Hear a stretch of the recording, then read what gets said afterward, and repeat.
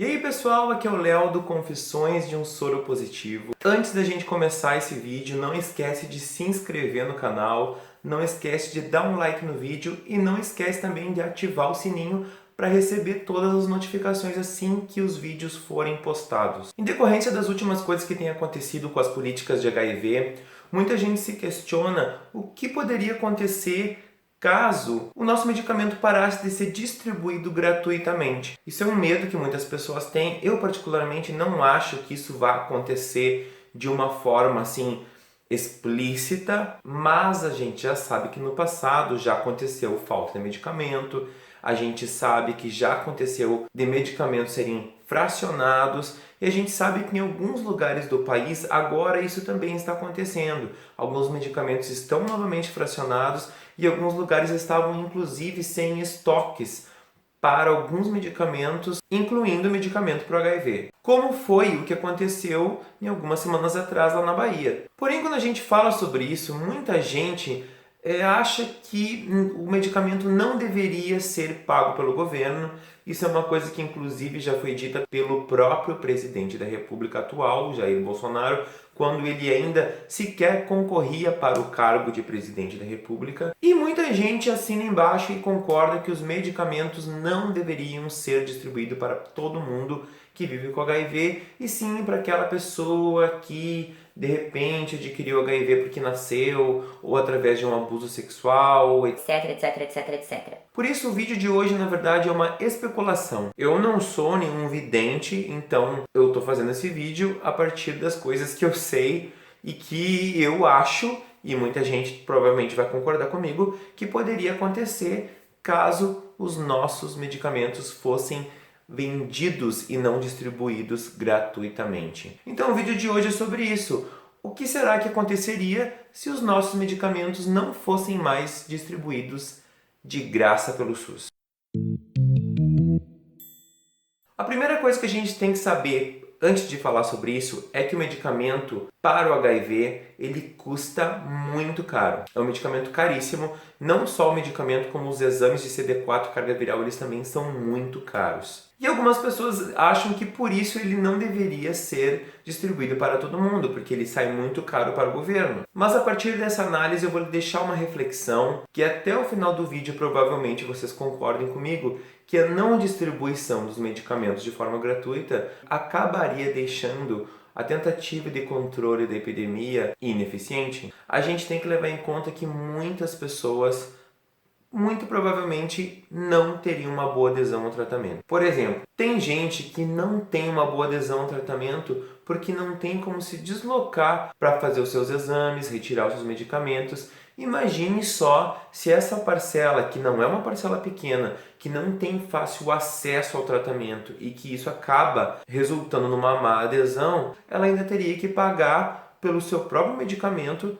e também teria que pagar por todos os exames que se faz frequentemente para saber como anda o CD4, a carga viral, etc. Gente, quando eu estou falando sobre isso, eu estou dizendo que tem muitas pessoas que vivem com HIV que estão numa condição precária, que só de elas estarem indo pegar um medicamento no posto dado já é grande coisa, porque essas pessoas, se o medicamento não fosse dado, com certeza elas não estariam se tratando. Mas aí de repente alguém diz assim, bom, se não estão se tratando, o problema é delas. mas aí até o fim do vídeo vocês vão entender por que o problema não é apenas delas. Mas de repente alguém pode pensar também, mas essas são as pessoas de maior vulnerabilidade social e econômica, são pessoas que vivem na miséria, essas pessoas de qualquer maneira iam ter outras coisas, blá, blá, blá. Gente, mesmo se a gente estiver falando de classe média baixa ou classe média, a gente tem que lembrar que uma pessoa que recebe um salário mínimo comercial, ela não conseguiria pagar o seu medicamento sozinha. Ela não conseguiria pagar o seu medicamento sozinha mensalmente e ela não conseguiria pagar os seus exames sozinha também. E nos meses que tem que fazer exame e pagar o medicamento junto, que algumas é de 3 em 3 meses e algumas de 6 em 6 meses, aí sim essa pessoa não vai ter dinheiro nem para comer, não vai ter dinheiro para pagar luz, não vai ter dinheiro para pagar nada. Algumas pessoas que têm alguém que ajude, pode ser que consiga, outras pessoas vão ter que escolher entre comer e tomar remédio. Até porque não adianta a pessoa só tomar um remédio se ela não vai ter o que comer, No fim, a imunidade dela vai lá embaixo, ela vai ficar subnutrida e vai estar sempre com dificuldades de saúde, porque a pessoa não se alimenta, porque a pessoa não tem o mínimo de conforto. Então isso tudo também tem que ser pesado. Mas aí ainda assim vem aquele papinho. Ah, ninguém mandou transar sem camisinha, isso é um problema dela, não tenho nada que ver. Outra coisa que talvez influenciaria muito numa má adesão ao tratamento nesse caso é que, pelo fato do medicamento custar muito caro,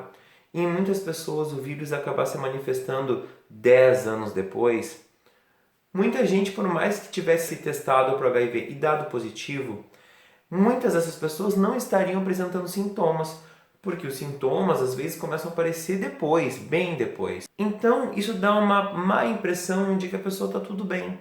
E muito provavelmente muitas pessoas tentando segurar um pouco de grana, porque o tratamento seria muito caro, ela ia esperar ficar numa situação em que necessitasse, teoricamente, do tratamento. Obviamente, se essa pessoa tem um diagnóstico precoce, mas não se trata, acaba dando a mesma coisa. A gente tem que lembrar que às vezes o HIV ele é muito silencioso. Ele fica ali dentro e a gente não sabe que tem ele. Eu mesmo descobri minha sorologia muito por acaso. Muitas pessoas estão aí, não fazem teste e não sabem que tem HIV. E mesmo quando eu comecei o tratamento, eu não sentia nenhuma diferença dentro de mim. Eu comecei a perceber alguma coisa quando eu comecei a tomar um medicamento e eu percebi, bom, agora eu dependo disso para a manutenção da minha saúde.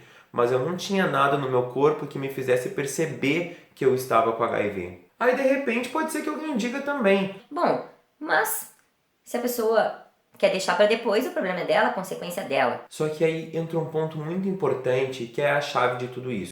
A gente já falou, e eu vou deixar aqui um vídeo que fique um pouquinho mais claro sobre esse assunto, que o HIV indetectável é o HIV intransmissível. Se com tratamento gratuito, se com todo o acolhimento do SUS completamente de graça, consultas, exames, medicamento, ainda assim existe um grande aumento na incidência de HIV, ela está numa crescente assustadora. Imagina só se as pessoas parassem de se tratar porque elas não iam querer gastar ou porque elas não podem gastar, às vezes não é uma questão de querer. Com certeza o que iria acontecer? A primeiro momento, muitas pessoas iriam morrer, e elas iam morrer porque a questão de prioridade dela ia ter que ser comida. E o que a gente vai poder fazer com isso? Vai querer obrigar uma pessoa a se tratar se ela não tem dinheiro? Se muitas dessas pessoas já é difícil fazer com que elas tenham uma adesão, mas a gente consegue porque o medicamento é de graça, as consultas são de graça. O que acontece? A gente vai ver que uma boa parte da população pobre mesmo vai acabar morrendo e vão ser os que mais vão morrer, isso indiscutivelmente. Porque as pessoas, quanto mais dinheiro tiverem, mais vão conseguir se adequar a essa nova realidade, caso fosse de ter que pagar pelo tratamento.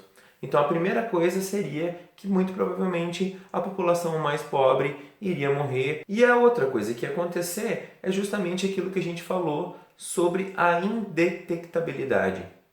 Como as pessoas não vão estar tratando o seu HIV, o HIV vai começar a voltar a ser transmissível. E isso é um problema muito sério, porque isso já começa a virar um caos em saúde pública. Porque daí as pessoas não vão se tratar e as pessoas não vão parar de transar em função disso. Até porque muitas vão começar a desenvolver uma doença oportunista muito tempo depois.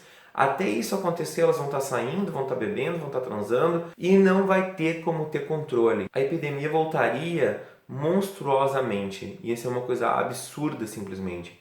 E as pessoas iriam morrer muito porque elas não iriam se tratar, porque elas não teriam dinheiro para isso. O que eu acho disso tudo? Eu não acho que os medicamentos vão chegar algum dia a serem vendidos e não dados para as pessoas. Mas a gente sabe que às vezes isso acontece de uma forma não anunciada.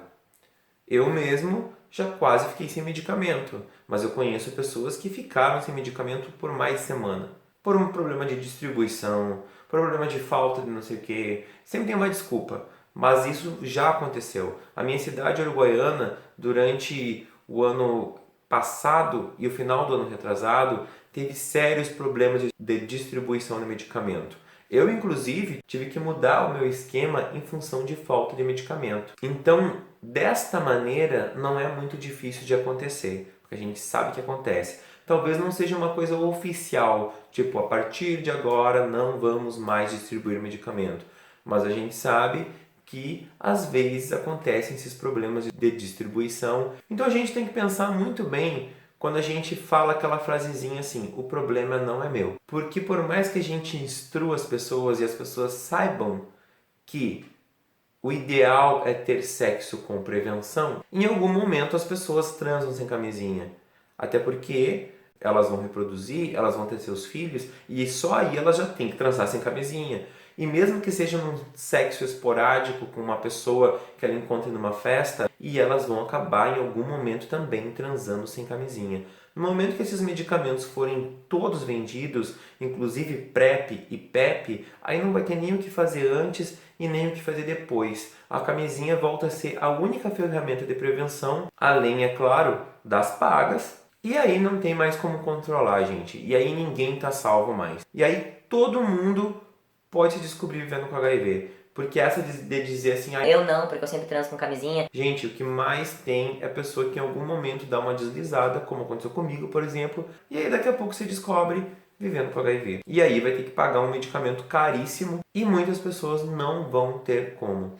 Então a gente tem que pensar muito bem quando a gente reproduz esse discurso de que não tem que dar medicamento para todo mundo. Primeiro porque todo mundo colabora pagando imposto e não é pouco imposto aqui no Brasil. E isso tem que ser revertido em saúde e se é dessa forma que eu preciso da saúde, então eu quero o meu medicamento que é meu direito. E outra porque isso é uma questão de saúde pública, não é só uma questão individual do fulaninho que vive com HIV. Pode, inclusive, isso daqui a pouco estar batendo na minha porta, se não comigo, no meu filho, na minha filha, no meu neto, na minha neta, no meu vizinho, num amigo, no filho do meu amigo. E eu acho particularmente que o Brasil não tem estrutura para isso. Sei que tem gente que diz assim, não, nunca vai acontecer comigo porque eu me cuido.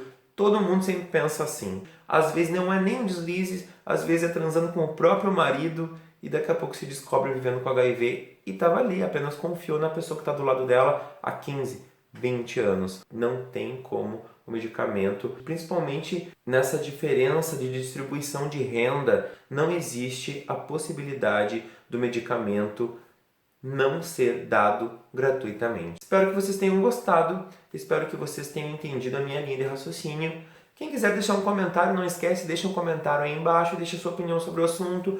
Só não esquece que comentários ofensivos serão sim excluídos, porque eu não sou obrigado, mas pode deixar aí a sua opinião, a sua reflexão também, que será bem-vinda. Um beijo no coração de todos, até a próxima.